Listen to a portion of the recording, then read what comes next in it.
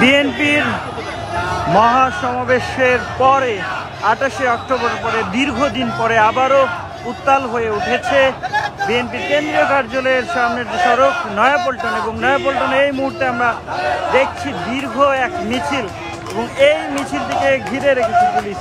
এবং পুলিশে বিশ্ব মা দিবস উপলক্ষে আমরা দেখছিলাম বিএনপির এই মিছিল, যেখানে শত শত হাজার হাজার নেতাকর্মীরা অংশগ্রহণ করেছেন এই মিছিলে। এবং এখনো পর্যন্ত আমরা দেখছি এই যে মিছিলটি রয়েছে সেই মিছিলে কিন্তু শেষ হয়নি, একেবারে শেষের দিকে রয়েছে। এবং যেমনটা আসলে বলছিলাম যে মা দিবস উপলক্ষে, বিশ্ব মা দিবস উপলক্ষে বিএনপির নেতাকর্মীরা এই মুহূর্তে নয়াপল্টনে যে মিছিল করছে সেটি দেখানোর চেষ্টা করছে, এবং তাদের এই মা দিবসের দাবি বিএনপির চেয়ারপারসন বেগম খালেদা জিয়া তার নিঃস্বার্থ মুক্তি সহ তার সুচিকিৎসার দাবি জানিয়েছে। এবং আপনাদেরকে জানিয়ে রাখি যে বিএনপির এই মিছিল ঘিরে কাকরাইলের যে মোড়টি রয়েছে সেই মোড়ে আসলে আইন শৃঙ্খলা রক্ষাকারী বাহিনীর যে মোতায়েন, আইন শৃঙ্খলা রক্ষাকারী বাহিনীর যে অবস্থান সেটি আপনাদেরকে দেখানোর চেষ্টা করি। যদি এই মুহূর্তে দেখানোর চেষ্টা করছিলাম আইন শৃঙ্খলা রক্ষাকারী বাহিনী যেভাবে এই মিছিলটিকে, বিএনপির যে মিছিলটি রয়েছে যাতে অন্য কোনো সড়কে যেতে না পারে সেই সতর্ক নজরদারি, এবং তারা আসলে এই মিছিলটি যাতে সঠিকভাবে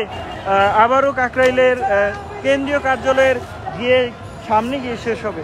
এবং আপনারা যদি দেখেন এই সড়কটি পুরোপুরিভাবে এই মুহূর্তে বন্ধ রয়েছে, সেই সাথে পুলিশের যে মানব ঢাল সেটি তৈরি করে রাখা হয়েছে। পুলিশের হাতে একেবারেই বলা চলে লাঠি, এবং সেই সাথে তারা যে পুলিশ যেভাবে আসলে নিরাপত্তার জোরদার করে রেখেছে সেক্ষেত্রে কোনোভাবেই আসলে এই সড়কটি দিয়ে বাইরে যাওয়ার কোনো সুযোগ নেই।